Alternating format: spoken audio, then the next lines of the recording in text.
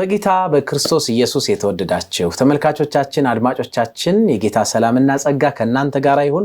አብራችሁን ለመሆን ፈቃዳችሁ ሆኖ ይሄንን መስመር ስለተከተላችሁና ከኛ ጋር ስላላችሁ እግዚአብሔር ይባርካችሁ። እየተከታተላችሁት የምትገኙት ፕሮግራም ሆፕ ቻናል ኢትዮጵያ ላይ ተዘጋጅቶ ወደ እናንተ የሚቀርበው የሆፕ እንግዳ ልዩ መሰናዶ ነው። በዚህ መደበኛ ፕሮግራማችን በተለየ መልኩ እንግዶችን እየጋበዝን እነዚህ እንግዶች በውስጣቸው በህይወታቸው እግዚአብሔር ያከናወነውን የሰራውን ነገር እየገለጡ የሚያሳዩን እኛ ደግሞ ያንን እያየን እግዚአብሔርን የምናከብርበት የምንደነቅበት እግዚአብሔርን ደግሞ የምናመሰግንበት እምነታችን ደግሞ ከፍ የምናደርግበት ልዩ ፕሮግራም። ስለዚህ እስከ ፕሮግራም ፍጻሜ ድረስ አብራችሁን ዝለቁ እንላችኋለን። በሚኖረን ቆይታ መልካም በረከት እንደምታገኙ ተስፋ እናደርጋለን። በተለየ መልኩ በሚኖረን ቆይታ ደግሞ የተለያዩ ጥያቄዎችና ሐሳቦች ይኖራችሁ ጻፉልን፣ ደውሉልን። በጣም በናፍቆትና በጉጉት እንጠብቃችኋለን። አብራችሁን ስላላችሁ እግዚአብሔር ይባርካችሁ። በዚህ አጋጣሚ ይሄን ፕሮግራም የምትከታተሉ በቴሌቪዥን መስኮት እየተከታተላችሁ የምትገኙ ለሌሎች ይሄን ፕሮግራም እየተላለፈ እንደሆነ በመናገር አብራችሁ እንድትካፈሉ ይሄንን በረከት እንጋብዛችኋለን። እንደዚሁም ደግሞ በተለያየ ሶሻል ሚዲያ ላይ እየተከታተላችሁ የምትገኙ ደግሞ ሼር በማድረግ ለሌሎች ወዳጆቻችሁ ሼር በማድረግ እንታስተላልፉና ሌሎች እንዲባረኩ ምክንያት እንድትሆኑ በዚህ አጋጣሚ ጋብዛችኋለን። እግዚአብሔር ይባርካችሁ። ዛሬ ይዘንላችሁ የቀረብነው እንግዳ የክፍል 2 መሰናዷችን ነው። ፕሮፌሰር ገብሬ ወራንቻ ይባላሉ። በአድቬንቲስት ቤተክርስቲያን ውስጥ በተለይ ደግሞ በዚህች ባለነው በምስራቅ ኢትዮጵያ ዩኒየን ሚሽን ወይም በኢትዮጵያ ዩኒየን ሚሽን በኢትዮጵያ እንደማለት ነው ቤተክርስቲያን ካፈራቻቸው ወይም ደግሞ አሉ ከሚባሉት ምሁራን መካከል አንዱ ናቸው። እግዚአብሔር ጸጋውን አብስቶላቸው ጸልየው እግዚአብሔርን ጠይቀው ከታች ቦታ አንስቶ እግዚአብሔር ሆይ ሰው አድርገኝ ባሉት መሰረት በብዙ ነገር ውስጥ ቢያልፉ መጨረሻ ግን እግዚአብሔር እውነትም ሰው አድርጓቸው በዓለም አቀፍ ደረጃ ተጠቃሽ የሆኑ አገልጋይ የሆኑ የእግዚአብሔር ባሪያ ናቸው። ፓስተር ፕሮፌሰር ገብሬ ወራንቻ ዛሬ ለክፍል 2 እንደገና ስለመጡ እግዚአብሔር ይባርክዎት። አሜን አሜን። በክፍል 1 መሰናዷችን በጣም የሚገርሙ ሐሳቦችን አንስተን ነበር። መቼም ሁሉንም ባናነሳም ግን ያነሳናቸው ነገሮች በእውነት እግዚአብሔርን እንድናመሰግን የሚያደርጉ ናቸው። ከየት እንደተነሱ በደንብ አድርገው ነግረውናል። ምናልባት አንዳንዱ በጣም አልገለጹትም፣ ግን እሳቸው ሲናገሩ ስሰማ በብዙ ስራዎች ውስጥ አልፈው በብዙ ቻሌንጆች ውስጥ አልፈው እግዚአብሔር ረድቷቸው በአገር ውስጥ ደግሞ በተለያዩ ስፍራዎች ላይ አገልግለው ዛሬ በተለየ መልኩ በተለያየ ዓለም አቀፍ ደረጃ ሲያገለግሉ ቆይተው ዛሬ ባራተን ዩኒቨርሲቲ በሚገኘው ኬንያ ውስጥ በሚገኘው ዩኒቨርሲቲ ያገለገሉ ያሉ ፕሮፌሰር ናቸው። እግዚአብሔር የተመሰገነ ይሁን። ዛሬ እንደገና በክፍል 2 ደግሞ የምናነሳቸው ብዙ ሐሳቦች ይኖራሉ። አብራችሁን ቆዩ።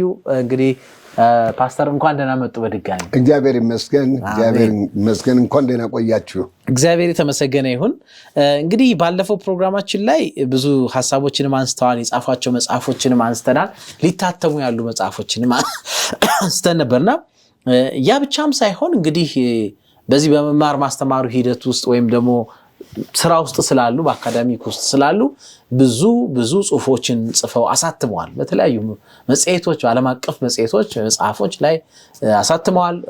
መጽሐፍም ሪቪው አድርገው አሳትመዋልና በተለየ መልኩ ምናልባት ሁሉንም ባናነሳ አንድ እዚህ እጄ ላይ ካለው አፕሪል 12 2012 ላይ በፈረንጆች አቆጣጠር የተጻፈ ፋክተርስ አፌክቲንግ ቸርች ግሮዝ ኢን ኢስት ሴንትራል ሪጅን የሚል ታይትል ያለው ጽሁፍ ጽፎ ነበርና እሱ ደግሞ እንግዲህ የዚህም ምሁር ነው። የቤተክርስቲያን እድገትን በተመለከተ አጥንተዋል፣ ተመራምረዋል፣ ብዙ ነገር አድርገዋልና ይሄ በጣም ወሳኝ ነው። እንደውም አሁን በጣም የሚፈልግ ነገር ነው። ምንድነው እዛ ላይ ያለው ጭብጡ? ፕሮፌሰር እግዚአብሔር ይስጥልኝ ውድ ወንድሜ፣ ጌታ ይባርክህ። እግዚአብሔር ታላቅ አምላክ ነው። አንተን አሳድጎ እናንተን እዚህ ደረጃ ደርሳችሁ ስትጠይቁ ክብር ነው። እግዚአብሔር ይመስገን። ጌታ እድሜ ይስጣችሁ፣ ቀጥሉ። ሌሎችንም እንደናንተ ሆኖ ቢያገለግሉ ደስታችን ነው። የጠየቀው ጥያቄ በጣም ግሩም የሆነ ጥያቄ ነው። ይህንን ለየት ያለ አርቲክል አክቹዋሊ ያሳተምኩት በኤዥያ ነው። አፍሪካና ኤዥያ በታወቀ ጆርናል አርቲክል በሳውዝ ኮሪያ መሰረት ሳሚዮክ ዩኒቨርሲቲ የሚባል ትልቅ ዩኒቨርሲቲ አድቬንቲስት ዩኒቨርሲቲ ያለ በዛ መሰረት ሆኖ ነው የታተመው። ብዙ ከታተሙት መካከል አንዱ እኔ እዛ ከታተሙት ጆርናል መካከል ከምሁራን ኤዲተር ሆኜ ዘመናትን ሰርቻለሁ። ዛሬም ቢሆን ኤዲተር ነኝ በዛ። ይህ ማለት እግዚአብሔር በጥበቤን መናገር ሳይሆን እግዚአብሔር አንስቶ ካሉ ታማኞች መካከል አንዱና አፍሪካና ኤዥያ ባሞላ ማለት ነው። በዛ አስራት እግዚአብሔር አምላክ እንግዲህ ዘመናትን ጠብቆኛል። ከዛም የተነሳ እዚህ ሆኜም በየትም ሀገር ቢሆን ፐብሊሽ አደርጋለሁ። ከነዛ መካከል አንዱ በጣም የተሰማኝ እንደ ምሁር ሆኜ እንደምትሉት አንደኛ ስለ ወንጌል ስራ ከሚያስተምሩት ምሁራን ሚሲዮሎጂስት ወይም ሚሽን የእግዚአብሔርን ሚሽን በሚመለከት ካጠናውትና ከሚያስተምሩት ምሁራን እኔ አንዱ ነኝ። ሁለተኛ ደግሞ ሚሽን ብቻ ኢቫንጀሊዝም ወይም ነፍሳትን መዳን ወይም መስበክ ብቻ ሳይሆን በተለየ መንገድ ደግሞ ቤተክርስቲያን እና የቤተ ክርስቲያን እድገት የቤተ ክርስቲያን መትከል የሚል ቋንቋ አለ። ቸርች ግሮት ኤንድ ቸርች ፕላንቲንግ ዛሬም አስተምራለሁ። በዚህም የሚቀጥለው ሴሚስተርም ሰብጀክቱን ባረቶን አስተምራለሁ። ህይወቴን ልኩ አስተምራለሁ። አሁን ሁሉ ሲመለከት በኢስት ሴንትራል አፍሪካ ዲቪዥን ውስጥ ሪጅን አንዳንድ የሚከሰቱ ቻሌንጆች አሉ። እኔ አሁን ምሁር ሆኜ ዩጋንዳ እያለሁ እስከ ኬንያ የተለያዩ ቦታ ሄጄ ተጠርቼ ሰብኬያለሁ። ኪሲ ሆነ በሉዎላንድ ሆነ ከዛ ደግሞ በናይሮቢ ሴንትራል ሆኜ የተለያዩ ቦታዎች ይጠሩኛል። ተማሪዎች እኔን ያዩ በእኔ ተማሪ ሆኖ የቆዩ ሌሎች ምሁራን የኔ የትምህርት ቤት ደግሞ አብረን እንኳን ባረቶን የሆኑ የተለያዩ ቦታ የተማሩ እንዲጋብዙኛል። ሰባኪ ነኝ፣ የእግዚአብሔር ቃል ሰባኪ ነኝ። እኛ ይህንን እድገት ሲመለከት ብዙ ትርምሶች አሉ፣ ብዙ የሚያሳዝኑ ሁኔታዎች በውስጣችን አሉ። እንደው አዝናለሁ እንጂ ግጭቶች አሉ፣ አሳዛኝ ወሬዎች አሉ። ዛሬ እንኳን ፕሮቴስታንት ሆኖ በውጭ ስለ ሰንበት ምን እንደ ትርጉም የሌላቸው አድቨንቲስቶች ጎበዞች ናቸው። በእነሱ ቀናቸው እኛ ቀን አለ እንደ ቀን ያለው እግዚአብሔር ብቻ ነው፣ አያውቁ። በቀናቸው ጎበዞች ናቸው፣ ለብሶ ያምራሉ፣ ቤተክርስቲያን ሲሄዱ መልአክ ይመስላሉ። ነገር ግን ከእሑድ እስከ ዓርብ ድረስ ደግሞ የሚዋጉ ናቸው፣ ክፉዎች ናቸው፣ እርስ በርስ የሚፋጁ ናቸው። እንዲህ እንዲሆን ብሎ ስለኛ ስም ያወራሉ። ባጭሩ ለማለት የፈለግኩት በቤታችን በህይወታችን በኑሯችን ያለን ሰዎች አድቨንቲስቶች ብዙ ጠለቅ ያለ መልእክት አለን። 28 መሰረታዊ የሆነ የእግዚአብሔር ቃልን እኛ የምናጥነው ያን ብቻ ሳይሆን መጽሐፍ ቅዱስ በአጠቃላይ ምነው እውነት እናውቃለን፣ ግን እውነትን እንለማመዳለን ወይ? ጥያቄው የምናምነው የምንሰማው የምናደርገውን እንለማመዳለን ወይ? እግዚአብሔር እውነትን በእርግጥ ማቴዎስ ምዕራፍ 5 ቁጥር 8 ላይ ኢየሱስ ምን ብሏል? ልበ ንጹሐን ብፁዓን ናቸው እግዚአብሔርን ያያሉ ነው። እግዚአብሔርን ክርስቶስ ሲመጣ የሚያዩት ሁሉ ሰማይ አይገቡም። እሱን የሚዋጉ ሐዋርያ ሥራ ምዕራፍ 1:7 ስትመለከቱ 8 ስትመለከቱ እርሱን የሚያጉ የሰቀሉት ሁሉ በዓይናቸው ክርስቶስን ያያሉ፣ ነገር ግን መንግሥተ ሰማያት አይገቡም። ከዛም ደግሞ በማዕከላችን ዛሬ ስለ ቤተ ክርስቲያን እድገት ሲባል ስለ መስሪያ ቤታችን በአጠቃላይ ሴንትራል አፍሪካ ዲቪዥን ስም አለን፣ ስሙ አሁንም አለን። ብዙ ሰፊ የሆነ ወደ 13 አገሮች አለን። ነገር ግን ከዛ ውስጥ ምሁራን የሆኑ ፓስተሮች የሆነን አስተማሪዎች የሆነን ሰባኪያን የሆነን ቤተክርስቲያን ምዕመናን የሆነን ሰማይ የሚሄዱ ስንት ናቸው? ባይሄዱ ተጠያቂነት ያላቸው እነማን ናቸው? በሕዝቅኤል ውስጥ ይላል ጌታ ኃጢአተኛው ጥፋተኛ ጥፋት ሲሰራ ለጥፋቱ ንገረው፣ ካልነገርክ የደሙ ተቀባይ ማለት ተጠያቂነት በአንተ በእኔና በአንተ በገብረ ላይ ነው ይላል። ስለዚህ ይህንን በማስመልከት ያ ታላቅ የሆነ ጉርም የሆነ አርቲክል ተጽፏል። ይህ መነበብ አለበት፣ ይህ መታወቅ አለበት። እግዚአብሔር ይጠይቃል። ቤተ ክርስቲያናን አባላት ነን፣ እናውቃለን፣ ሰንበትን እንጠብቃለን። ሰንበትን ብቻ መጠበቅ ሰማይ አይወስድም። ስንት ወረበላዎች፣ ስንት ውሸታሞች፣ ስንት ሐሰተኞች፣ ስንት መጥፎ ነገር እየሰራ ነው። የማናው ቴኔ ትልቁ ሸክሜ መውቀሴ መክሰሴ አይደለም። ባለው ችግር ምን እናደርግ? ወንድሙን መውደድ ጌታ ክርስቶስ ብሏልና በማቴዎስ ወንጌልም ብሏል፣ በሉቃስም በማርቆስም ብሏል። ጌታ የእግዚአብሔርን ሕግ እኔም ብትወዱኝ ትእዛዜን ጠብቁ ነው። ትእዛዝ በሁለት ይከፈላል። የመጀመሪያው አራቱ እግዚአብሔርና በእኛ መካከል ያለው ግንኙነት ነው። የሚቀጥለው 6ቱ በሰውና በሰው መካከል ያለው ነው። ወዳጅን፣ ወንድምን፣ እህትን ውደድ ራስን እንደምትወድ ይላል። ስንቶቻችን ዛሬ ወንድምና እህቶችን የምናሳድድ ጥፋትን የምንፈጽም? ስለዚህ ነው ያ ተልእኮ በጣም ቻሌንጅ በሕይወታችን ያለው ያ አርቲክል የሚያወሳቸው ጊዜ ካለው ሰው የሆነ ያንብብ። ዛሬ ውካታ አለ፣ መጨረሻ አለ። መጽሐፍ ቅዱስ ይናገራል። ከሰማይ የምንሄድ የምንመስል ሰማይ ላንሄድ እንችላለን። ይህ ሐቅ ነው። እግዚአብሔር በጉልበት አይልም። ሰማይ የምናምን የምንታዘዝ የምንወድ የምንለማመድ ብቻ ነው ለሰማይ የምንሆነው ብቻ። ስለዚህ በአጭሩ ወንድሜ የአርቲክል ጉሩም አባባል አለ። ማውቀስ ሳይሆን እያንዳንዳ ችግር አለብን። ያመነንም የምንሰራን የተቀጠረን ሰዎች ስንቶቻችን ለሰማይ ዝግጁዎች ነን? የተጠራን ጥሪ በስራ ላይ አውለናል ወይ? ጥረታችን ሰዎች፣ ወንድም እህቶች፣ ቤተሰቦች፣ ወንድሞች እህቶች ሰማይ ዝግጆች ናቸው? በእኔ ምክንያት በአንተ ምክንያት የማለት ነው። ባጭሩ ነው ገለጻው፣ ተለቅ ያለ ነው። እውነት ነው። እግዚአብሔር የተመሰገነ ይሁን። በጣም እዚህ እያየው ነበር። እንደውም ዝርዝሮቹ አሉ። በርከት ያሉ አርቲክሎችን ጽፈዋል። አሁንም ይጽፋሉ፣ ያሳትማሉ። እንዳሉትም ደግሞ እነዚህ ትልልቅ ጆርናሎች ላይ ደግሞ ኤዲተር ሆነው እየሰሩ ነውና ይሄ በእውነቱ እግዚአብሔር እንድናመሰግን የሚያደርግ ነው። በዛ ውስጥ ደግሞ በተለይ እንደዚህ አይነት ወሳኝ የሆኑ ምንድነው የቤተክርስቲያንን እድገት እንዳይመጣ ቤተክርስቲያን እንዳታድግ እንዳትሰፋ ለብዙዎች እንዳደርስ ምክንያት የሆኑ ነገሮች ምንድናቸው ብሎ እንደ ምሁር ነቅሶ ማውጣት ለመጸለይም ይጠቅማል። ስልታዊ ቅድንም ይዞ ብዙዎችን ይዞ ወደ እግዚአብሔር መንግስት ለመግባት ደግሞ ትልቅ አስተዋጽኦ አለው። መድኃኒት ነው፣ ማከሚያ እንደማለት ነውና ትልቅ ነገር ነው። ተመልካቾቻችን በርከት ያሉ ጆርናሎች አሉ። እነዚህ ምናልባት ብትጠይቁን ልንሰጣችሁ እንችላለን። ማግኘትም ትችላላችሁ፣ ልታነቧቸው ትችላላችሁ። ሌላው ፕሮፌሰር ምናልባት እንግዲህ ካገኘነው አይቀር ደግሞ ይሄን የእርሶን ሲቪም ስመለከት ብዙ ቦታ ላይ በዳይሬክተርነት ወይም ደግሞ በመመስረትም በዳይሬክተርነትም ያገለገሉበት ዲፓርትመንት ትምህርት ቤት የዚህ የኤለን ዋይት ስተዲ ነውና እሱ ጋር በተገናኘ እንደ አድቬንት ቤተክርስቲያን የተለየ ቁርኝት አለ። በተለይ የትንቢት መንፈስ ጋራ የተለየ ቁርኝት አለና እርሶ ደግሞ በዚህ ብዙ አጥንተዋል፣ ብዙ አንብበዋል፣ ብዙ አስተምረዋል፣ ብዙም ደግሞ እያስተማሩ ነው የሚገኙትና እንደው በዚህ በትምህርት ጥቅስ አድርጎ የትንቢት መንፈስ ምንድነው?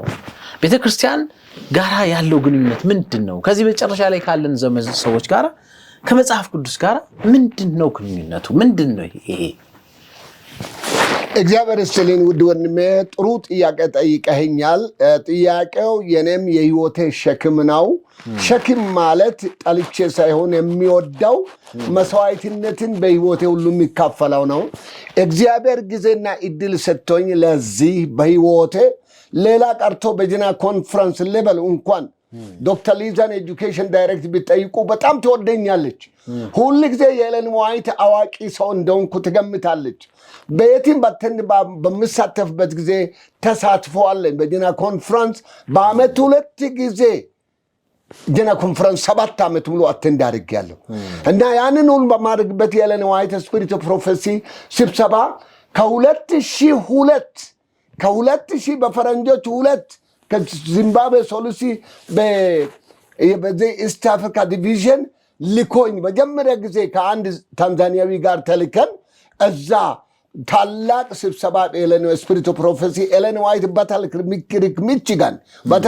ሚቺጋን ኤለን ዋይት የነበረችበት ከባሏ ከጄምስ ዋይት ጋር አብሮ ኑሮ እግዚአብሔር በልዩ መልክ መልእክት ከቀን ወደ ቀን የሰጣት ከዛም አንስታ ወደ እንግላንድ ሆነ ወደ አውስትራሊያ ሆነ እግዚአብሔር የወሰደባት በዚህ ሁሉ ከሰው አቅም በላይ የሆነ መጽሐፎቹን የጻፈችበት ታሪክ አንድ ሳይቀሩ ሊሰማንበት በዓለም ያሉ የአድቨንቲስት ዩኒቨርሲቲ ምሁራን የተሰበሰቡበት ታመኞች ሁሉ አይደለም ታመኞች እግዚአብሔር ተጠሪ አድርጎኝ ከመጣው በኋላ እግዚአብሔር ተጠቅሞኝ ስለ ስፒሪት ኦፍ ፕሮፌሲ ማለት ኤለን ጂ ዋይት የጻፈችው እግዚአብሔር ከጭቃ ከ17ኛ ዓመት ጀምሮ በሕይወቷ አንስቶ ይህንን ግሩም የሆነ ጽሑፎች ሁሉ የሚመለከቱት መጽሐፍ ቅዱስ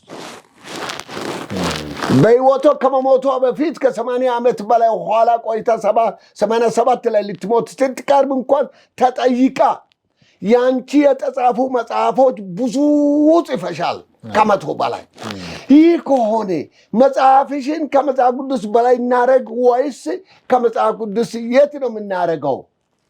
መጽሐፍ ቅዱስ ብላለች። ፕሮፌት ብሎ እኔም ፕሮፌት ብላችሁ አትጥፉ። የእግዚአብሔር መልእክተኛ ሜሴንጀር በእኔ የተጻፈው በእኔ አይደለም በእግዚአብሔር ይሁንና ይህ መጽሐፍ የኔ ትንሹ መጽሐፎች የሚመለከቱ ትልቁን መጽሐፍ የቱኛ ነው? ትልቁ መጽሐፍ መጽሐፍ ቅዱስ የእግዚአብሔር ወደ ትልቁ መልአክ የሚመለከት ይህ አባባል ማለት ነው። ኤለን ዋይት በሕይወቴ ሁሉን አንብቤ ሁሉን አስተምሬ በዓለም ያለው ሴሚናር ሁሉ አቴንድ አድርጌ በአውስትራሊያ ሆነ በእንግላንድ ሆነ በባተል ክሪክ ሚቺጋን በጀና ኮንፈረንስ ሆነ ይህንን ቦታ ሁሉ አቴንድ ያደረግኩ የእግዚአብሔር ባሪያ ነኝ። እግዚአብሔር ከዛ የተነሳ ለኤለን ዋይት በዩጋንዳ በቡገማ ዩኒቨርሲቲ መጀመሪያ ጊዜ ያንን ኤለን ዋይት ስታዲ ሴንተር ያቋቋምኩት እኔ ነኝ። እግዚአብሔር ተጠቅሞ ትልቅ ላይብረሪ አለ። ያ ትልቅ ላይብረሪ መሰረቱ እግዚአብሔር ይህን ባሪያ ተጠቅሞ ነው። ለዚህ ነው ጀና ኮንፈረንስ ራሱ ዶክተር ሊዛ ኤጁኬሽን ዳይሬክተር መታ ራሱ በአይን አይታ ግሩም ነው አለች። ኤለን ዋይት ስቴት ሄጄ ውስጥ ገብቼ በጀና ኮንፈረንስ ህንፃ ውስጥ ገብቼ ይህንን አቋቋም እንፈልጋለን፣ እሱን ከፈለግ ገብርኤል አንተ ሁሉ ልልካለሁ ብሎ በየአይነቱ መጽሐፎች ሁሉ ጆርናሎች ሁሉ ልኮ እንደዛ ነገር ይህን አቋቋምኩ። ከዛ ጀምሮ ደግሞ በሕይወቴ የትም ሶሉስም ቢሆን ዩጋንዳም ቢሆን የትም ቦታ ትንቢት መንፈስ ፓስተሮችን ቴዎሎጂያንስ ሚኒስተርስ ሁሉ አሳስተምር ቆይቻለሁ። አሁንም ቢሆን ከማስተምራቸው ሰብጀክት ሁሉ ኤለን ጂ ዋይት መልእክትና የኤለን ዋይት የጻፈችው መልእክት እና ፊሎሶፊ አሁንም አስተምራለሁ። ይህ ማለት የነን ዝና መንገሬ አይደለም። እግዚአብሔር ነው ኤለን ዋይትን ሸምበቆዋን ትንሿን ልጅ ከሕፃነቷ አንስቶ በ9ኛው ዓመቷ እግዚአብሔር ነክቶ ከዛን ቀን ጀምሮ እያደገች እንኳን ሰይጣንን ለመግደል ትልቅ ድንጋይ በፊቱ አድርጎ አቆስሎት አዙሮት ውላ ሰው እንኳን ከአእምሮ ብዙ ትናገራለች፣ ምክንያቱም ማደና ጭንቅላቷ የለም እስክሉ ድረስ እግዚአብሔር ግን ሕይወቷን ተጠቅሞ ከዛ ይመም ጊዜዋ ጀምሮ ሁሉ ይሄ መጽሐፍ በሰው ያልተጻፈ እኔ ጸሐፊ ነኝ ግን ኮልታፋ ኤለን ዋይት የጻፈችው መንፈስ ቅዱስ ዳይሬክት ነገራት። ያንን ቃል በቃል በራሱ አቅም ይህ ብቻ ስንት ነው። በቦተል ክሪክ ሚቺጋን ከዘመን በኋላ ወደ እንግላንድ ሄደች 2 ዓመት። ከዛ በኋላ 9 ዓመት ሲደመር አውስትራሊያ ኖረች። በዛ ሁሉ ስትጽፍ እግዚአብሔር ተጠቀማት። ቃሉ በቃል የሚጠቅሰው መጽሐፍ ቅዱስ ነው። ይሄ ይግባል ለማስተውሉ ብዙዎች ዛሬ እቻቺ ሴትዮ አንፈልግም ይላሉ። አዎ በትምህርቷ በሰውነቷ ልሉ ቢሞክሩም እግዚአብሔር ይቅር ባላቸው። እግዚአብሔር እንኳን ሌላ ቀርቶ ጠላትን ውደድ ነው የሚለው ሰው ጠላት ቢሆን እንኳን። ኤለን ዋይት ግን የማንም ጠላት ሳትሆን የማንም ወዳጅ እግዚአብሔር ተጠቀማት። እሷን ያገባው ባሏ እንኳን እግዚአብሔር ተጠቀመ። የመጀመሪያ ጀና ኮንፈረንስ 2 ጊዜ ፕሬዚደንት የሆነው ጄምስ ዋይት እግዚአብሔር ባሪያ መልእክቱ ከእግዚአብሔር እንደመጣ በየጊዜ ፐብሊሽን በየጊዜ ያንጣ ተጠቅሞ እግዚአብሔር አድርጎታል። ኋላ ጊዜ ሲደርስ አረፈ እሷ ስትል በሱ በማጣትም ቢሆን ሁልጊዜ የሚታስቀድመው እግዚአብሔር እንጂ ቤተሰብን ልጆችን አይደለም። ብዙዎች ብዙ ክስ ነበራቸው።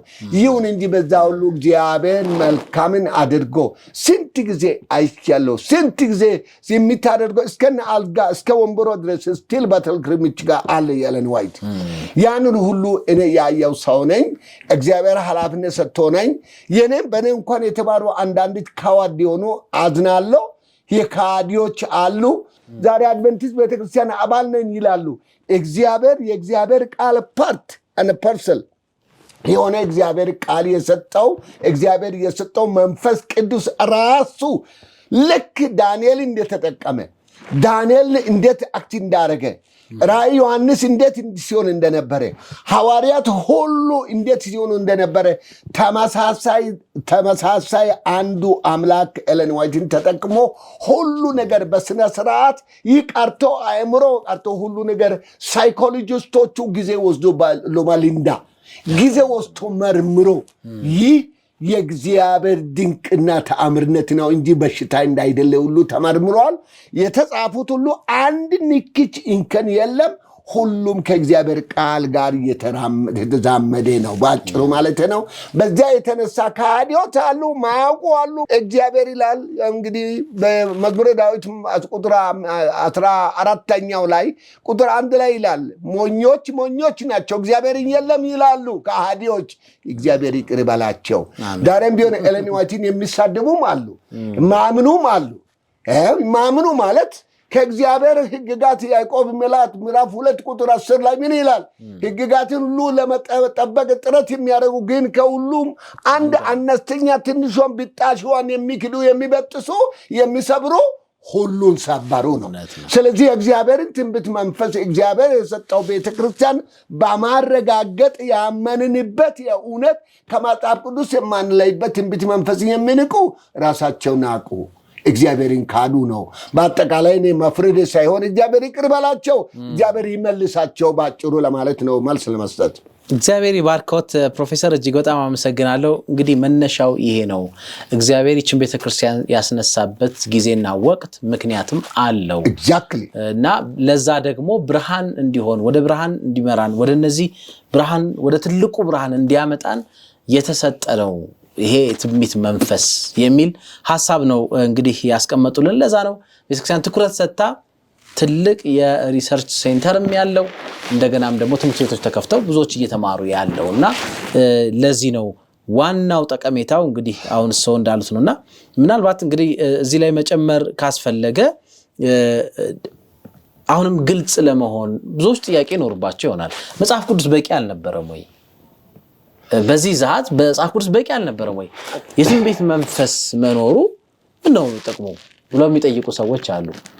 እና ምንድነው ጥቅሙ? እግዚአብሔር ለምንድን ነው የትንቢት መንፈስ የሰጠው?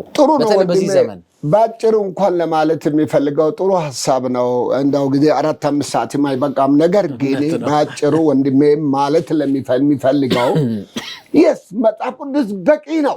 ለዚህ ነው ኤለን ዋይት ብላትለች መጽሐፍ በቂ ነው።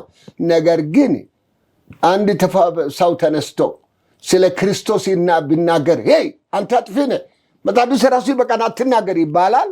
ክርስቶስ ብሏል፣ ተናገሩ፣ ስበኩ ብሏል። አሁን እንድጠቀስኩት በየቦታ ያመኑ የተጠመቁ ይድናሉ ነው።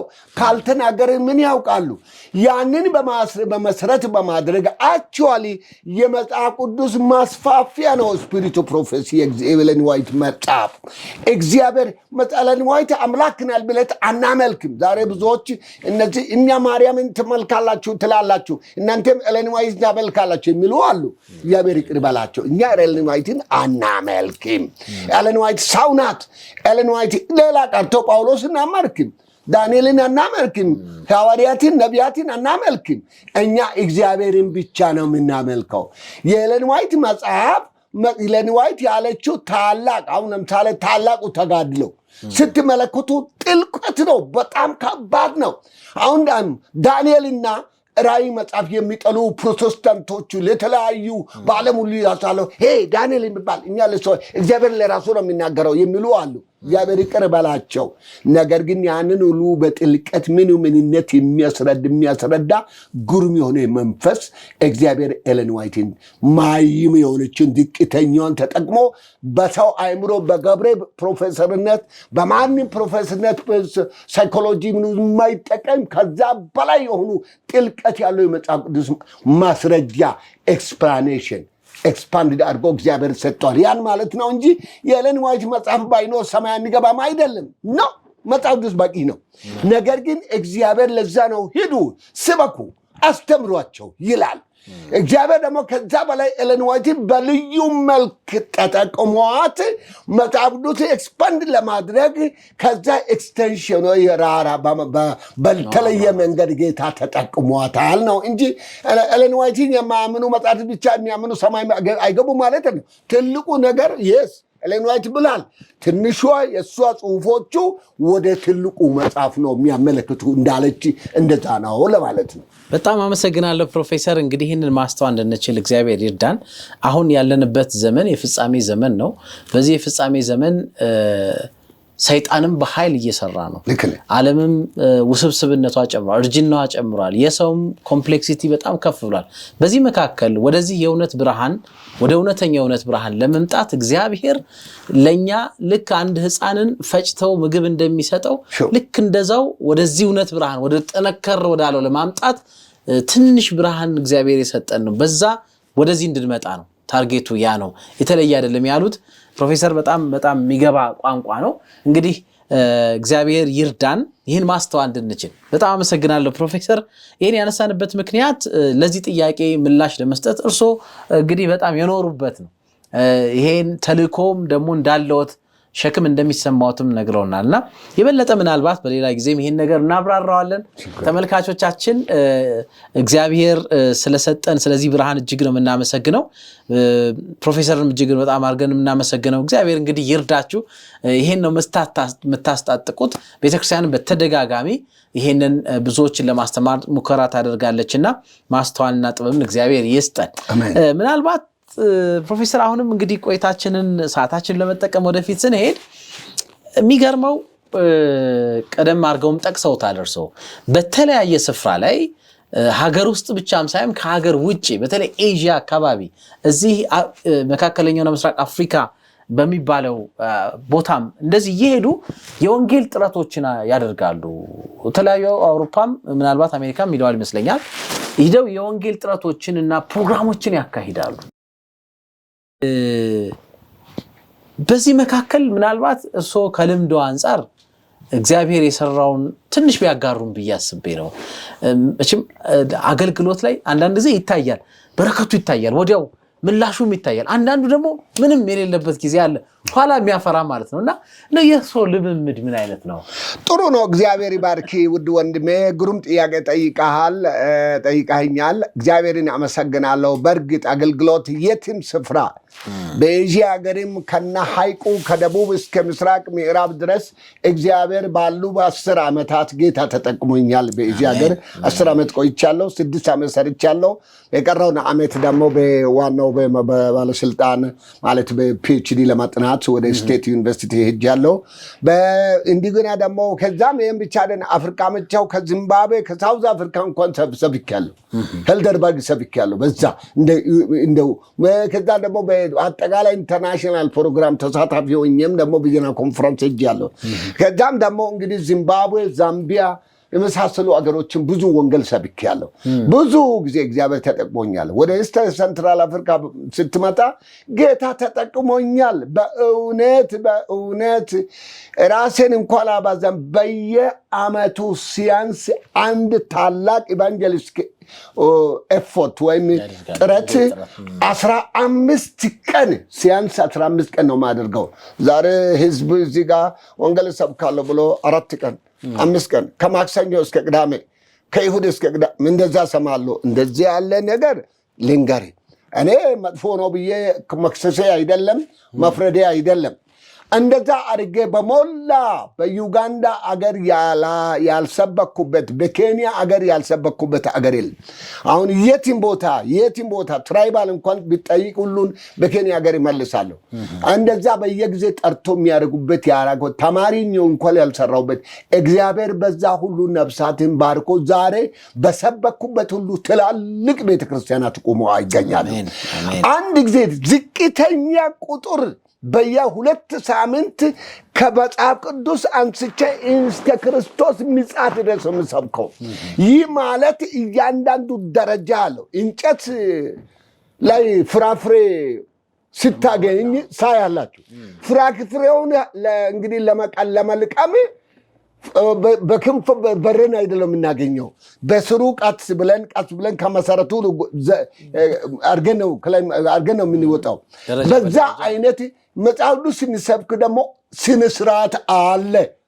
ከሚጀምርበት ጀምረን ከዛ ቀስ በቀስ የእግዚአብሔርን ፍቅር የእግዚአብሔርን ጸጋ የእግዚአብሔርን ሕግ የእግዚአብሔር እንደዚህ ስነ ስርዓታው የእግዚአብሔር አሰራር የዘላለም ሕይወት ይሄ ቀስ በቀስ ደረጃ አለው። ዛሬ ሰዎች ስብከታቸውን ሰምቼ በጣም አዝናለሁ፣ አለቅሳለሁ። ስብከት አይደለም ትምህርቱም እዚያ ያለው ሰበከን ይላሉ። በውስጡ ምን ተነገራቸው? ከሌሎች ሰዎች የነዚህ አድቬንቲስት ወንጌል ልዩነቱ ምንድን ነው? ይህ መታወቅ አለበት። እና እግዚአብሔር ሲያንስ በአንድ ኢቫንጀሊስቲክ ወይ ወንጌል ጥረት ላይ ሲያንስ 150 ነፍሳት ነው ማገኘው። እስከ 400-500 ጌታ ባርኮኝ እንኳን ምንሰበሰብ ለማጥመቅ እንኳን ግራ ገብቶን ሰው ሁሉ በየድርጅቱ በየዲስትሪክቱ ጠርተን 7-8-10 ቄሶች አንድ ላይ ሆነን እናጠምቃለን። እንደዚህ ያለ ነገር አለ። ይህ ማለቴ የነን ዝና ማንገር ሳይሆን ወንድሜ እኛ ጥረት ማድረግ አለብን። እግዚአብሔርን በትክክል ማውቀን ወንጌል በትክክል መዘራት አለበት። ችግር አለ። የወንጌል ወንጌል ጥረተኞች የምንል ሰዎች አለን፣ ግን ወንጌል መስበክ ላይ ችግር አለብን። እኛ በእውነት ትክክለኛ የአድቬንቲስት ቤተክርስቲያን ተሸካሚነት ሸክሙን አውቀን ነው የምናረጋው። ዓለም ያላወቀው ሌሎች ቤተክርስቲያናት ክርስቲያኖች ናቸው ባሉበት፣ ነገር ግን ያላወቁት ምስጢሩ ምንድን ነው? ይህ ማለት ደግሞ አንድ ጥቅስ አንስቶ ዝም ብሎ ጩኮ ማለት አይደለም። ስነ ስርዓት አለ። እኔ ስሰብክ ሁል ጊዜ let the Bible speak። ይህ ማለት መጽሐፍ ቅዱስ ይናገር። ምዕመናንም ካሉ በኋላ እኔ ይናገር ሲነሱ ደግሞ መጽሐፍ ቅዱስ ይላሉ። ለምን? ሌላ ስብከት የለም። መጽሐፍ ቅዱስ በደረጃ በአንድ መጽሐፍ ቅዱስ ምን ይላል ስለ አንዱ ነገር ይህንን በመመልከት እኛንተ ደግሞ እኛውን አድቬንቲስቶች በአድቬንቲስት ሌላ ቀርቶ 28 መሰረታዊ የሆኑ ትእዛዞች መሰረታዊ ጉዳዮች አሉን። እነሱን እናውቃለን ወይ? ዓለም የማያውቃቸው ብዙ ትርምሶች አሉ። አድቬንቲስት የማያውቁት ነገር አለ። እሱን አውቆ ቀስ ብሎ አንድ በአንድ ያንን አስጠርሞ ቢሰብኩ ትልቅ ለውጥ አለ ስብከታችን ውስጥ። በራሳችን ደግሞ ራሳችን ማስተማር በእውነት ስብከት ሰብከናል ወይስ አስመሳይነት ገሌ ወንጌል ጥረት አድርጓልና ተመስገን ለማለት ብቻ ነው? ስለዚህ አንተ ጠየቀው ጥያቄ ትልቅ ነው። ይህንን ማወቅ ከሌሎች መማር ለዚህ ነው እግዚአብሔር ይላል ጳውሎስ እንደሚለው ሁሉ እኛ የክርስቶስን መንገድ ተከትለን ከሌሎችም መልካም ያደርጉትን ለቅመን ከነሱ ማየት መማር ማስተማር ማድረግ ያ የወንጌል ጥረት ለውጥ ያመጣል። በሕይወቴ ትልቅ ለውጥ እግዚአብሔር መስርቷል። ብዙዎች የወንጌል ጥረት እንዳደረግ ዛሬ ይለምኑኛል፣ ያደርጋሉ። ለዛ ነው እግዚአብሔር አሁን ላይፍ ኦር ዴዝ የሚለው መጽሐፍ ሕይወት ሞት የሚለው መጽሐፍ ላይ ስትመለከት ለእንኳን ተማሪዎች ያንን መጽሐፍ ወስዳችሁ ስበኩ። ከምዕራፍ 1 መጨረሻ አታደርጉ። ምዕራፍ 12 መጨረሻውን መጀመሪያ አታደርጉ። ለምክንያት ነው አንዱ ምዕራፍ የሚቀጥለው ምዕራፍ የሚሄደው። በዛ መሰረት ከሰበካችሁ እያንዳንዱ ቻፕተር ምዕራፍ 2 ጊዜ ቢሰበክ አሁን ሰባኪ አድርጎ ቢያወያይ ይሄ 24 የወንጌል ጥረት ጊዜ ይሆናል። ይህ ታላቅ ትምህርት ያመጣል። እዛው ጥልቀት ያሉ ነገሮች አሉ። እንደዛ እንደማለት ነው። ስለዚህ ትምህርቱ ብዙ ነው። ብዙ አደራረጋ አለ። በሕይወት የምንለማመዳቸው አሉ። እግዚአብሔር ደግሞ መጠቀም ያለም ለዚህ ነው። ክርስቶስ ድሮ መጥቶ ነበረ፣ ጊዜውን አስረዘመ። አንድ ነፍስ እንኳን ለክርስቶስ ክብር እንዲመለስ ያመኑት የተመለሱ ደግሞ እንዲለማመዱ እንዲኖሩ በአንድነት ነው ባጭሩ። ግን ታሪኩ ሰፋ ያለ ነው። እግዚአብሔር ይጠይቅናል። ብዙ ተለማምጃለሁ፣ ብዙም እያደግኩ ነኝ። አሁንም እንኮሽ ቤት ሳይሆን እግዚአብሔር ብዙ ነገር እያስተማረኝ ነኝ። እግዚአብሔር አስተማረኝ። አንን ትምህርት እየተማርኩ ሌሎችም በረከት እንዲሆን እግዚአብሔር ይርዳኝ። አሜን አሜን። እግዚአብሔር ይባርኮት። በጣም እጅግ አድርጌ አመሰግናለሁ። እንግዲህ እግዚአብሔር ይርዳዎት። እግዚአብሔር ደግሞ ባርኮታል። በእውነቱ በጣም ጥቂቶች ናቸው ከዚህ አገር ወጥተው በሌላ ቦታ ላይ የወንጌል ጥረት የሚያደርጉ። አብዛኞቹ ከውጭ ወደዚህ ይመጣሉ እንጂ ከዚህ ወጥተው በተለያየ ስፍራ ላይ ሄደው የወንጌል ጥረት የሚያደርጉ አገልጋዮችን ብዙ አላየንም እና እግዚአብሔር እንዳሉትና እንደጠየቁት በቃሉ ታማኝ ነውና ሰው አድርገኝ ብለውት ነበረ። ሰው አድርጎት በብዙ ቦታዎች ላይ እንዳሉት 150 እስከ 400 ነፍሳትን እግዚአብሔር የሚሰጥበትን ጉባኤ እየመሩ እያገለገሉ የእግዚአብሔርን ትምህርት እያስተማሩ ያውም እንዳሉት በደረጃ ደግሞ ሙሉ ትምህርት ሙሉ የሆነ ወንጌል እያስተማሩ ነው የጠለቁትና ቅድም መሀል ላይ ሲናገሩ ምናልባት አንድ ጥያቄ ተፈጥሮብኝ ነበረ።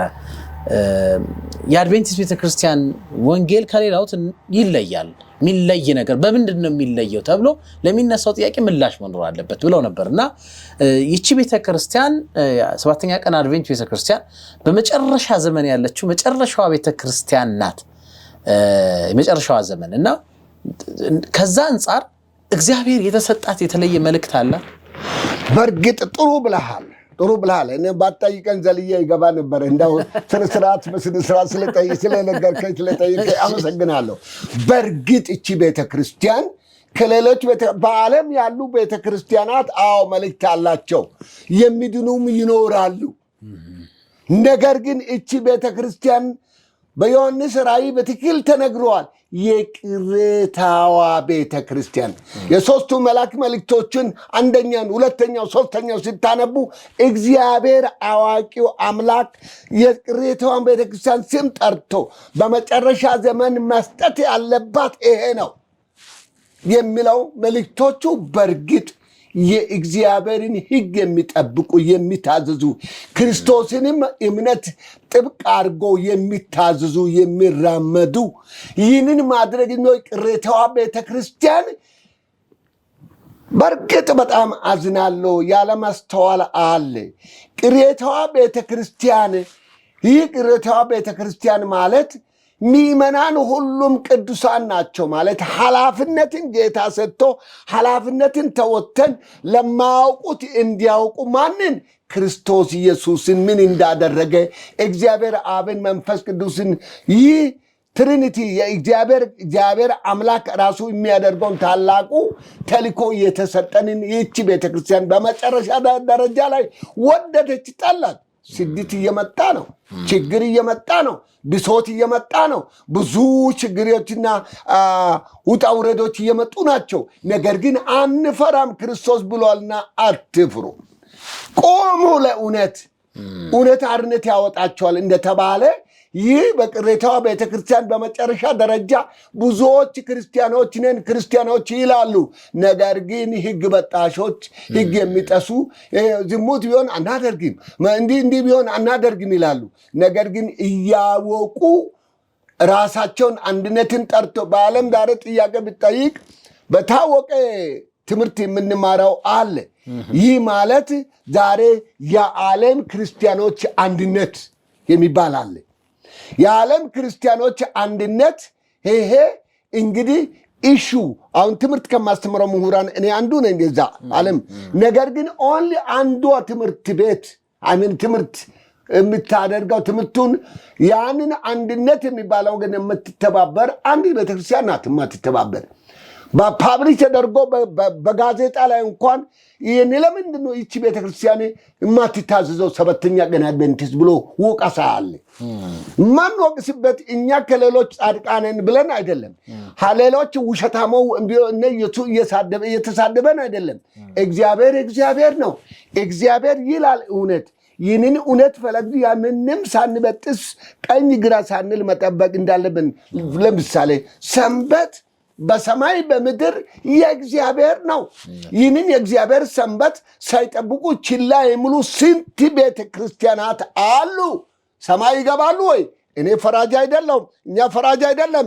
ነገር ግን የእግዚአብሔር ቃል ይላል። የእግዚአብሔርን ቃል የሚጥሱ የሚበጥሱ እምቢ የሚሉ ቸልተኞች ሰማይ የለም። ለዚህ ነው የእግዚአብሔር ቃል ይላል። ስለዚህ ጌታ ሆይ የሚሉ ሁሉ መንግሥተ ሰማያት አይወርሱም። ክርስቶስን አያዩም። ስለዚህ እኒ ለማረኛ ደግሞ ተጠያቂነት አለብን።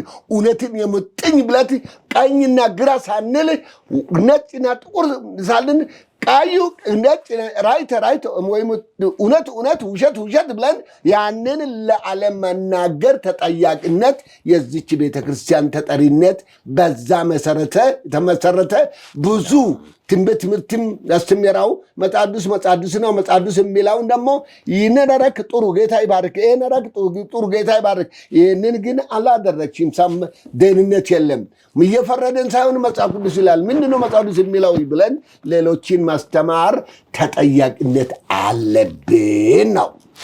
ይሄ ነው ልዩ የሚያረጋት ቤተክርስቲያኗም ማለት ነው። በጌታ የተወደዳችሁ ፕሮፌሰርን እጅግ በጣም አድርጌ አመሰግናለሁ። ፕሮፌሰር ገብሬ ኡራንቻ እንደተባለው የአድቬንቲስት ቤተክርስቲያን በመጨረሻውና በፍጻሜ ዘመን ላይ ያለች የመጨረሻዋ ቅሬቷ ቤተክርስቲያን ነች። ክርስቶስ ኢየሱስ ዳግም ሊመጣ በደጅ ነው ያለው።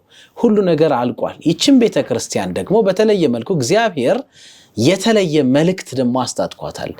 ይሄንን የዘላለምን ወንጌል መስበክና እግዚአብሔር ሰው ሁሉ እግዚአብሔር ሰማይና ምድር የፈጠረውን እግዚአብሔር እንዲፈራ ያ ብቻም ሳይሆን ደግሞ ከተደበላለቀው ነገር ውስጥና ከዚህ ዓለም ውጥንቅት ደግሞ ውጡ ብላ ጥሪ የምታረግ ኃላፊነት ተሰጣት የተለየች ቤተክርስቲያን ነች። ይሄን ተልኮ ይዛ ተሸክማ ያለችና የመጨረሻውን ጩኸት በመጮህ ብዙዎችን ወደ እግዚአብሔር መንግስት ልታፈልስ የተጠራች ነችና ያ ልዩ ያረጋታል። ይሄ ልዩ መልእክት ሊለይ ይገባል፣ ሊታይ ይገባል።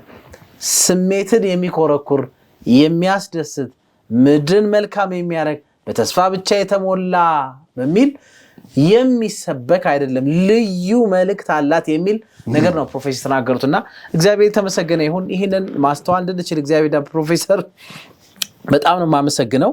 እግዚአብሔር ይባርክዎት። አሜን። ብዙ ነገሮችን ማንሳት እንችል ነበር ካለን ሰዓት አንፃር፣ ግን አንዳንድ ነገሮችን ብቻ ነው እያነሳን ያለ ነው። አሁን ፕሮፌሰር ምናልባት እስቲ ወደ ቤተሰብ ህይወት ወለዘልሰውታውን እና እንግዲህ ይህንን ያገለገሉ በየቦታው ሲዞሩ ሲያገለግሉ ኑሯችሁ አብዛኛው ከሀገር ወጥቶ እና በጣም ከባድ ነው። ምን ያክል ዓመት ነው የወጡት ፕሮፌሰር? ወደ 40 ዓመት ነው። 40 ዓመት ሙሉ እንግዲህ ወጥተዋል። ኑሯችሁ አብዛኛው የተመሰረተው በሌሎች ሀገር ነው፣ ግን ይሄ ከተልኮአችሁ አንፃር ነው ብዬ አስባለሁ። እግዚአብሔር በውስጣችሁ ካስቀመጠው ሸክም አንፃር ችላችሁት ነው የምትኖሩና ኑሮ በሰው ሀገር እንዴት ነው? እስኪ ስለ ቤተሰቡ ስለ ኑሮ ትንሽ ያጫውቱን። እሺ፣ እግዚአብሔር ይስጥልኝ ውድ ወንድሜ፣ ጌታ ይባርክ። እንደውም እኔ ማምልጦኛል ብዬ ነበር፣ አላመለጠኝም። እግዚአብሔር ይመስገን። እኔ እንግዲህ የኔ ኋላ በኩል ያለው ህይወቴ ቤተሰብ በኩል እንግዲህ አባቴ 3 ሚስት ነበረው። በጣም ታወቀ ቄስ ተብሎ ከሚጠራው ቤተሰብ ኦርቶዶክስ ነው። ግን ከዛ የተነሳ ጥሩ ኑሮ ጥሩ ምሳሌ አላየሁትም። እንደው ቤተሰብ ሚስት አላገባም የሚል ደረጃ ላይ ደርሼ ብዙ ቆይቼ ነበረ። እናቴ አልቅሳ እዛ በኋላ ታሪኩ ብዙ ነው። እግዚአብሔር እናቷ ኦርቶዶክስ ነበረች፣ ግን በእኔ ምክንያት እግዚአብሔር እናቴን ወደ አድቨንቲስት መለሳት። በእኔ ምክንያት እግዚአብሔር ተጠቅሞኝ አባቴም ብዙ ባርኮኛል። ወደ 20 ልጆች የሚሆኑትን እያሉ 20 ልጆች ሁሉ መልካም አልነበሩም። እኔ ግን ምንም አስመልጬ ጌታ አምልጦኝ ከዛ አድቨንቲስት ሆንኩ። ከአድቨንቲስት ሆንኩ በኋላ ስራ ጌታ ስጠኝ። መጀመሪያ ስራዬን ያለው ደሞዝ 2 ደሞዝን ሰብስቤ ግሩም የሆነ ስጦታ ካቦርት ሳይቆር ልብስ ሙሉ አሰፍቼ ጫማ ገዝቼ አምጥቼ ካብል አባቴ ሰጥቼው ግሪም ብሎ ከ20 ልጆች መካከል አንድ ልጅ ቢኖር አንዱ ነው ብሎ ስሜን ጠርቶ ለሰው ሲናገር ነበረ። እግዚአብሔር ግሩም አምላክ ነው። ከዛ በኋላ ጊዜ ያው ሲደርስ ያለው ማስተርሰን ጨርሼ ሲደርስ ፒኤችዲ ሚሽን አጠናለሁ ሲል በጣም የታወቀ ቅርብ ጊዜ አሁን ሪታይርድ የሆነው ዶክተር ጂቲ ኤንግ የሚባል ኤግዜክቲቭ ሴክሬታሪ ጸሐፊ ነበረ። በጀና ኮንፈረንስ የኔ ምሁር ነበረና ፒኤችዲ ታጠና በሚሽን አትችልም፣ ቤተሰብ አለ የለኝም፣ ሚስት አግብተሃል አላገባሁም። አይ ሚስት ካላገባ ሌላ አይሪያውን ቀይር፣ ሚሽን ልታጠና አትችልም ማለት። በዛ ምክንያት እግዚአብሔር እንግዲህ አስችሎኝ ጌታ ይባረክ 1 ዓመት ጓደኛ ሆኜ 1 ዓመት ብቻ ቀበና እያለው በኩየራ እንግዲህ በኢኤሲ የምትማረው አንድ የፓስተር ልጅ ነበረች።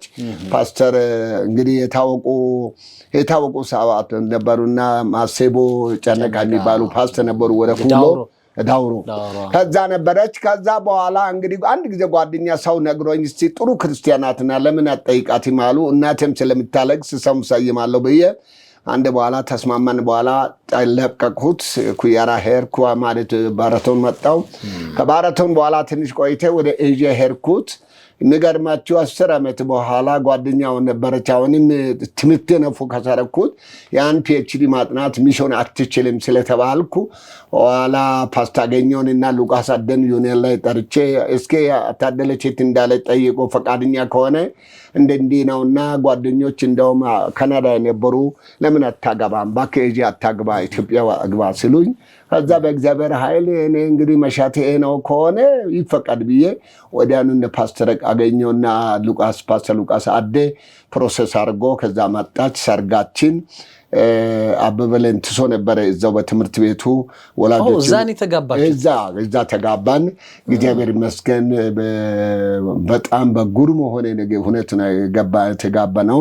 እግዚአብሔር ይመስገን 97 ላይ እንግዲህ 75 ላይ 1975 ላይ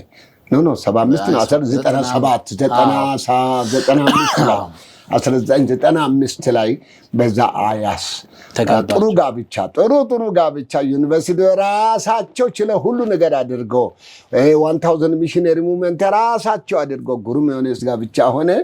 እዛ ሆነን እግዚአብሔር ይመስገን አሁን እንግዲህ 2 ልጆቻም ተወልደዋል። እዛ ያለ የመጀመሪያ ልጃችን አሁን ቲሞቲ ገብሬ ዶክተር ነው።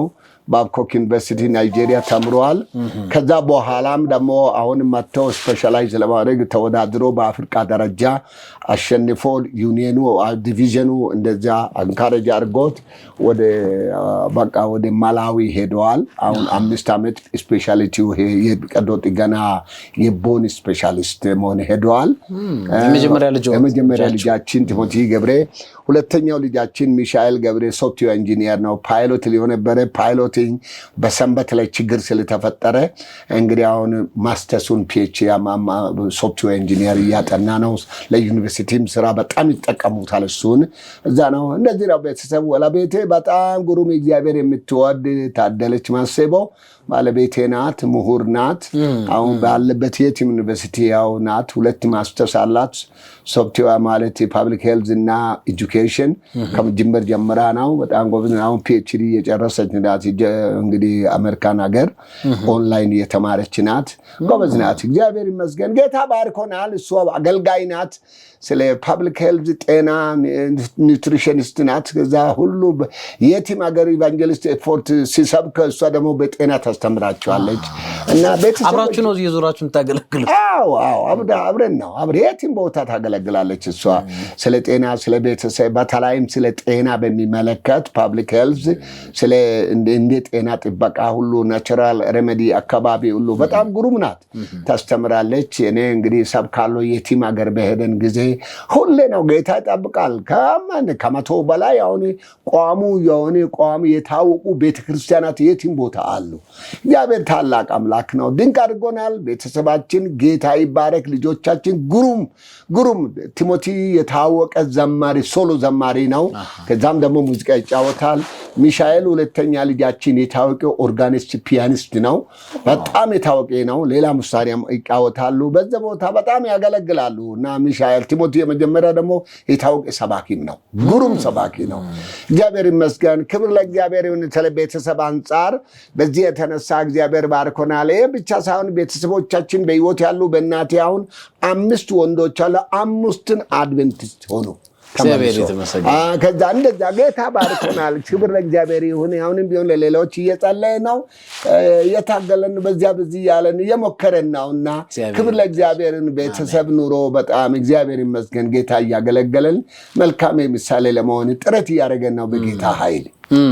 በዚህ በሌሎች ሰዎች ሀገር ቋንቋቸው ባህላቸው የተለየ ነው እና በእነሱ መካከል ተገኝቶ ጭራሽ እንዳውም መንፈሳዊ አገልጋይ መሆን በጣም የተለየ ግሩም ነው ደግነቱ ኦፍ ኮርስ እንግዲህ ፕሮፌሽናሊ ያገለገልናቸው አገሮች ሁሉ በየቦታው ቦታ አንዳንዴም ሁሉ ጊዜ ደግሞ በትርጓሜ ነው እኔ በእንግሊዝኛ ነው ማሚሰብከው የትም ሀገር በእንግሊዝኛ ነው መሰብከው እንኳን የቀርቶ ኢትዮጵያም እኮ በቅርብ ጊዜ ሲጀምር አንድ 6-7 ወር ይሆናል 7 ዓመት ይሆናል ሁለቴ እንደው መጥቼ አትክልትን ይሰብከ ማለት ትራንስሌት ያደርግ ነበርና አሁን እየሞከርኩ ነኝ በአማርኛ እየሰበኩ ነኝ በአማርኛ እግዚአብሔር ይመስገን አሁን ወደ 7 ስብከቶችን በተለያዩ ወቅቶች አንድ ጊዜ ኮንፈረንስም ጠርቶ ወደ ሲዳማ ወስዶኛል ወደኛው ሐሙስ በየሰንበቱ ደግሞ በየቦታ እየሰበኩ ነኝ እዚህ አዲስ አበባም ቅርብ ጊዜ ሰምቻለሁ አሁን ነገም ሰብካለሁ ወደ ሐዋሳም ብዙ 3 ጊዜ ሰብካለሁ እግዚአብሔር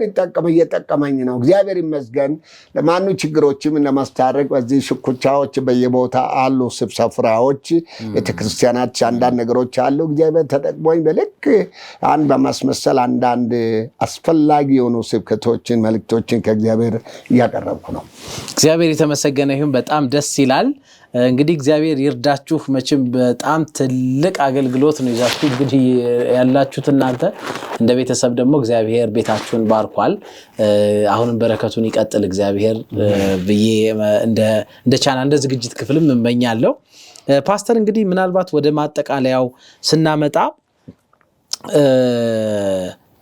እንደ አንድ ቤተክርስቲያን ምሁር ብዙ ነገሮችን ብዙ ጥናቶችን አካሂደዋል ከብዙ ምሁሮች ጋር የምታሳልፉት ብዙ ጥናቶችን በየጊዜው ታረጋላችሁና ጊዜው እንደመፈጸሙ መጠን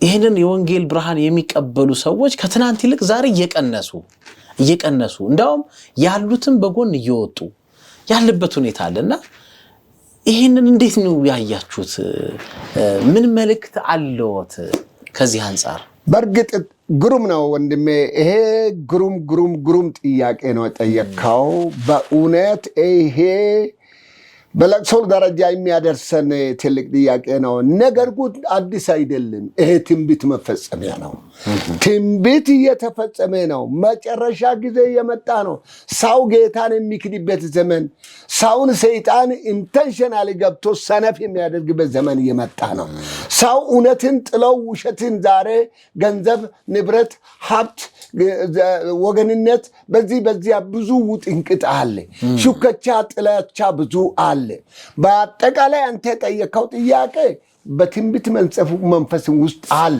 ይህ ማለት ትንቢት መንፈስ ጥፉ ሰው ጥፋት ይብዛ አይደለም እግዚአብሔር እውነተኞችን ብቻ ነው ሰማይ የሚወስደው እግዚአብሔር ደግሞ በጉልበት ሳይሆን በራስ ፈቃድ ቢትወዱኝ ነው ቢትወዱኝ ትእዛዜን ጠብቁ ሰማይ መግቢያ ምንም ህግ ባድንም ህግ ያጠናቅቃል ያከናውንልናል ያረደናል በእግዚአብሔር ጸጋ ድነናል ጸጋው ደግሞ ከእግዚአብሔር ጋር አይጻረርም አይነታረክም ምክንያቱም ሮሜ ምዕራፍ 6 ቁጥር 1 እና 2 ስትመለከት ግሩም አባባል አለ ጸጋው እንዲበዛ የእግዚአብሔርን ህግ እንሻርን ወይ ዛሬ በቤተ ክርስቲያን በእኛ ጋር ያሉት በራስ ጣቻ በራስ ሽኩቻ ከወንድሞች ጋር በመጣላት ብዙ ንትርኮችን በመፍጠር ዛሬ ብዙ ክፉ ነገሮች እየሆኑ ናቸው ስለዚህ በአጠቃላይ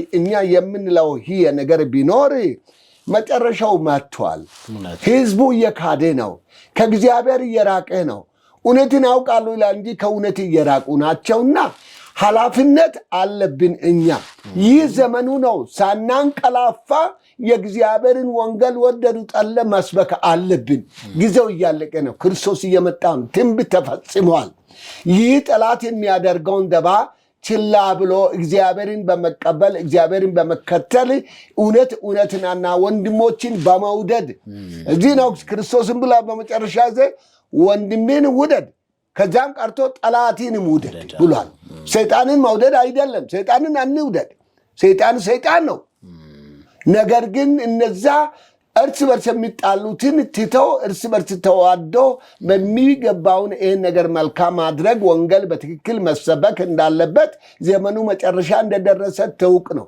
አሁን በቤተ ክርስቲያን በቤተሰብ ደረጃ ስንት ግድያ አለ ስንት ሽኮቻ ስንት ጥፋት አለ አባት ልጅን ይገላል፣ ልጅ አባትን ይገላል፣ ወንድም እህትን ይገላል። እንዲህ እንደዚህ ያለ ነገር አለ። ይህ ትንቢት ተናግሯል።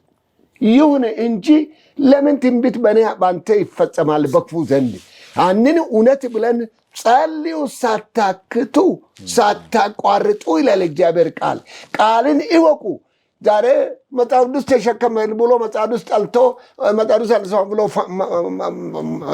ስልክ አምላካቸው ሆነ፣ ምናቸው ሆነ። እንደዚህ ያለ ይሄን ነገር ሁሉ እያወቁ ዝም የሚሉ ቸልተኞች አድቬንቲስቶችም አለን። ስለዚህ አድቬንቲስቶች እውነትን እውነት የምጥኝ ብሎ ያንን ተቃብለን መጽሐፍ ቅዱስ ሆነ ብለን ይዘን አንብበን ከዛ ተለማምደን ከዛም እግዚአብሔር ቃል ጋር አብረን ሆነን ማድረግ የሚገባውን የሚሰሩትን ደግፈን አንድነትን አጠንክረን እንስራ ነው። ካላደረገን እናዝናለን። ብዙዎቻችን ወደ ጠፊዎች ጋር አንድ ላይ መሆናችን ነው ማለት ነው። ስለዚህ የመጨረሻ ቀን ክርስቶስ ብሏልና ትንቢት የተፈጸመ ነው። ግን እንዳንጠፋ እንጠነቀቅ ነው። በጣም አድርጌ አመሰግናለሁ ፕሮፌሰር ገብርኤል ራንቻ በተለየ መልኩ ጊዜዎትን መስዋዕት አድርገው ከኛ ጋር ለመቆየት ፈቃደኛ ሆነው በዚህ በስቱዲዮ ስለተገኙ ከዚህ የበለጠ የምንቆይባቸው ነገሮች ይኖራሉ ብዬ አስባለሁ። ምክንያቱም በቤተክርስቲያን ውስጥ ትልቁን ስራ እየሰራችሁ ያለው ብዙ ነገሮችን የምታውቁ ብዙዎችን የምታፈሩ እናንተ ናችሁና ከናንተ ስር ብዙ ምንማረው ነገር አለ። ለዛ የተለየ ጊዜ እንደሚመቻች ተስፋ አረጋለሁ። እንግዳ ሆነው ግን ዛሬ ተገኝተው በህይወታው እግዚአብሔር ያደረገውን ነገር የሰራውን ነገር ግን አጉልተው አውጥተው እግዚአብሔር ነው እንዲህ ያደረገው ብለው ህያው ምስክር ሆነው በዚህ በስቱዲዮ ስለተገኙልን እጅግ በጣም አድርገን እናመሰግናለን። እግዚአብሔር ይባርክቶ። መጨረሻ እንዳሉት ደግሞ በተለየ መልኩ ቤተክርስቲያን ልትጸልይ ይገባል፣ ልንበረታ ይገባል፣ እውነታውን ደግሞ ልንቀበል ይገባል። በመጨረሻ ዘመን አይደለም ሌሎች ይቅርና የተመረጡት እንኳን እስኪስቱ ድረስ ፈተናው ጠንከር ይላል። ትግሉ ብዙ ነው። ታላቁ ተጋድሎ ከፍተኛ ደረጃ ላይ ይደርሳል። ለዛ ግን ልንጸልይ ይገባል፣ ልንተጋ ይገባል። የምንችለውን ሁሉ ደግሞ በማድረግ ብዙዎችን ከሰይጣን ጎራ ልንናጠቅ ይገባል ብለው የሰጡት መልእክት በጣም እጅግ በጣም የሚገርም መልእክት ነው። እጅግ በጣም ነው የምናመሰግነው። እንግዲህ ቆይታችንን በዚህ ወደ ፍጻሜ ለማምጣት እንገደዳለን ከሰዓት አንጻር። በጣም ደስ የሚል ቆይታን የነበረን ፓስተር እግዚአብሔር ይባርኮት፣ አገልግሎቱን እግዚአብሔር ይባርክ። አርጌን ማመሰግነው እኔም በተመልካቾቻችንም ስም እጅግ በጣም ብዙ ነገሮችን የተማርነው ከርሶ እንግዲህ በተማርነው መኖር እንድንችል እግዚአብሔር ይርዳን። እግዚአብሔር ይባርኮት ፓስተር። አሜን አሜን። ይባርካችሁ። አሜን። እግዚአብሔር ይመስገን። አሜን። እግዚአብሔር ተመሰገነ። ተመልካቾቻችን በነበረን ቆይታ መልካም በረከት እንዳገኛችሁ ተስፋ ያደረግን የዕለቱን ፕሮግራም በዚህ ወደ ፍጻሜ ስናመጣ ቀደም ሲል አመስግነናል። ፕሮፌሰር እጅግ በጣም ነው የምናመሰግነው። አገልግሎታችሁን እግዚአብሔር ተመልሰው በቅርብ ወደ አገልግሎታቸው ወደ ስፍራ ወደሚያስተምሩበት ዩኒቨርሲቲ ተመልሰው ይሄዳሉ ከቤተሰብ ጋራ። ዛሬ ግን ከኛ ጋር አሳልፈዋል። እግዚአብሔር የተመሰገነ በጣም ነው የምናመሰግነው። ተመልካቾቻችን እናንተም አብራችሁን ስለቆያችሁ እግዚአብሔር ይባርካችሁ። ብዙ በረከት እንዳገኛችሁ ተስፋ እናደርጋለን። ጥያቄ ጥቆማ ካላችሁ አስተያየትም ካላችሁ በአድራሻችን ጻፉልን፣ ደውሉልን እያል ምንሰናበታችሁ እኔን ጨምሮ የዝግጅት ክፍሉ የካሜራ ፐርሰኖች ከጀርባ ያሉት ሁሉንም ኤዲተሮችንም ጭምር አንድ ላይ በጋራ በመሆን እግዚአብሔር ይባርካችሁ፣ ጌታ ጸጋውን ያብዛላችሁ ማለት ነው። በሌላ ፕሮግራም እንደገና ዳግም እስከምንገናኝ የጌታ ጸጋ ከሁላችንም ጋር ይሁን። ሰላም ሁኑልን። አሜን አሜን አሜን።